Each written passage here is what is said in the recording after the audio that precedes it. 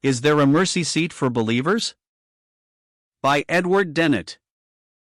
Christian Friend, Volume 12, 1885, page 83. In hymns and prayers it is very common to meet with the idea of the mercy seat as being the resource and retreat of the children of God in the midst of their trials and sorrows. The question therefore is whether this is a scriptural thought. Twice only, as far as we remember, is the expression found in the New Testament, viz., in Romans 3 verse 25, propitiation in the English version, but really mercy seat, and in Hebrews 9 verse 5. In the latter it is only mentioned as a part of the sacred furniture of the holiest, and hence it is to the former of these two passages that reference must be made. Now a moment's glance at the context shows that in Romans it is the sinner, and not the believer, who is in view. All have sinned, says the apostle, and come short of the glory of God, being justified freely by his grace through the redemption that is in Christ Jesus, whom God has set forth a mercy seat through faith in his blood, etc.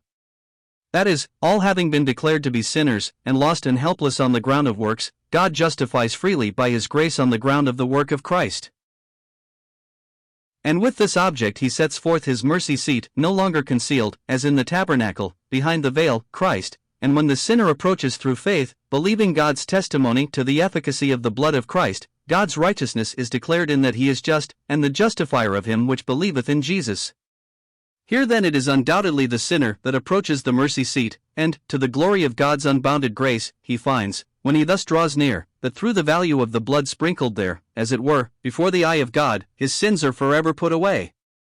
And we remind the reader that this is really the only passage that speaks of the mercy seat as a place of approach. Quite true, it may be replied, but the fact remains that Aaron every year went into the Holy of Holies on the Day of Atonement, and does not this justify our use of the expression? But why did Aaron continually appear before the mercy seat? It was, as Hebrews 10 teaches, because it was not possible that the blood of bulls and goats should take away sins. Inasmuch therefore as Christ by one offering has perfected forever them that are sanctified, the need of the mercy seat is gone. What then remains for the believer?